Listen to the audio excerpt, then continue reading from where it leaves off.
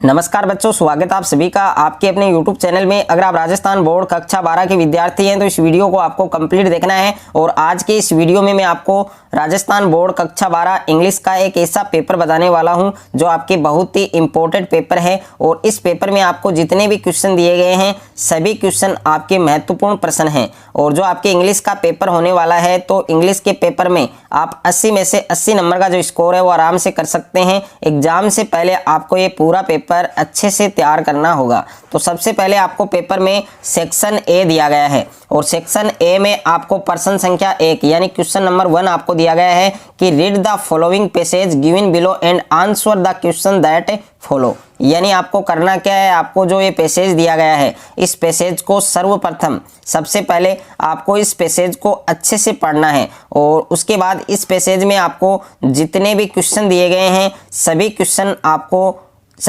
के आपको right answer लिखने हैं। तो यहाँ पर आप देख सकते हैं ये आपके क्वेश्चन नंबर 1 दिया गया है आपको, और ये आपके दूसरा क्वेश्चन है, और ये आपके तीसरा क्वेश्चन है, ये आपके क्वेश्चन नंबर 4 है, ये क्वेश्चन नंबर 5 है, ये क्वेश्चन नंबर 6, क्वेश्चन नंबर 7। तो जितने भी क्वेश्चन आपको दिए गए हैं सभी क्वेश्चन के आंसर आपको अच्छे से यहाँ पर तैयार करने हैं। उसके बाद दूसरा प्रश्न आपको दिया गया है पेपर में कि read the following passage and answer the question that follow. तो ये भी आपको एक पैसेज दिया गया है, इस पैसेज को आपको अच्छे से पढ़ना है। और इस पैसेज में जितने भी आपको क्वेश्चन दिए गए हैं सभी क्वेश्चन के आपको राइट आंसर यहाँ पर लिखने हैं। तो इसमें आपको टोटल 2 ही क्वेश्चन दिए गए हैं। ओके, इन दोनों क्वेश्चन के आपको सही आंसर लिखने हैं। उसके बाद में सेक्शन बी, और सेक्शन बी में प्रश्न संख्या 3 यानी क्वेश्चन नंबर 3 आपको दिया गया है कि suppose you are Arvind studying in government senior secondary school Junagadh Gujarat as you are the secretary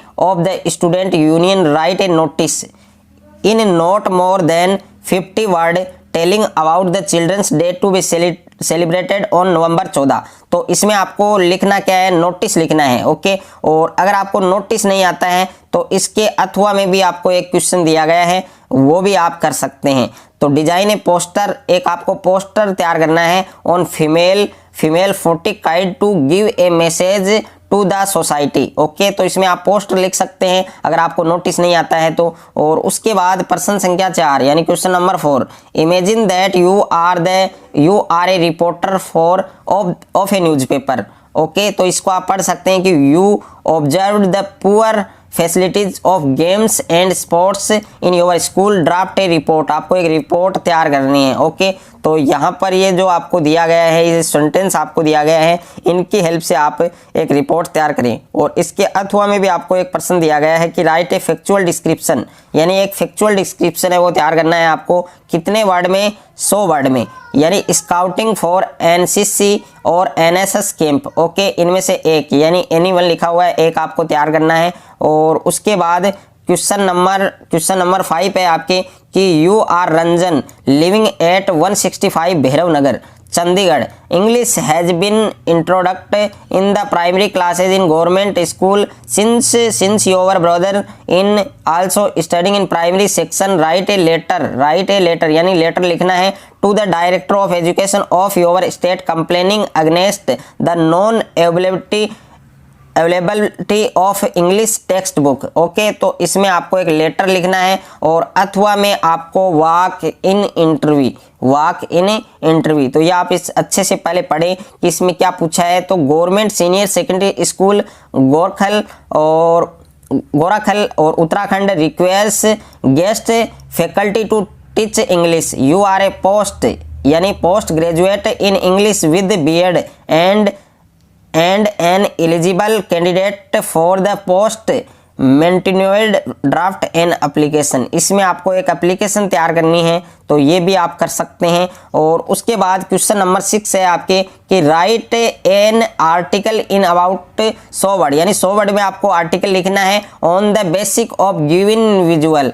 तो ये जो चित्र आपको दिया गया है इस चित्र को आपको अच्छे से समझना है कि किसका चित्र है। उसके बाद इस पर आपको एक आर्टिकल लिखना है और अथवा में आपको स्पीच लिखना है 100 वर्ड में। कितने वर्ड में, 100 वर्ड में आपको स्पीच लिखना है। उसके बाद सेक्शन सी, और सेक्शन सी के अंदर आपके बुक के क्वेश्चन है। तो यहाँ पर क्वेश्चन नंबर 7 है कि read the extract given below and answer the question that follow. तो इसको आपको अच्छे से पढ़ना है, इस पोइम को। और इस पोइम में आपको जितने भी क्वेश्चन दिए गए हैं, टोटल इसमें 3 क्वेश्चन आपको दिए गए हैं। तो तीनों क्वेश्चन हैं उनके आंसर आपको सही करने हैं। और उसके अथवा में भी आपको एक पोइम है, अगर आपको वो पोइम नहीं आती है तो आप ये पोइम भी कर सकते हैं। और उसके बाद प्रश्न क्वेश्चन नंबर 8 है कि answer any 3 of the following question in 30-40 word, यानी 3 क्वेश्चन के आंसर आपको लिखने हैं। तो इसमें काफ़ी क्वेश्चन आपको दे रखे हैं, यानी इसमें आपको टोटल 4 क्वेश्चन दिए गए हैं। क्वेश्चन नंबर 8 में आपको टोटल 4 क्वेश्चन दिए गए हैं, लेकिन आपको 3 क्वेश्चन के आंसर ही लिखने हैं। ओके।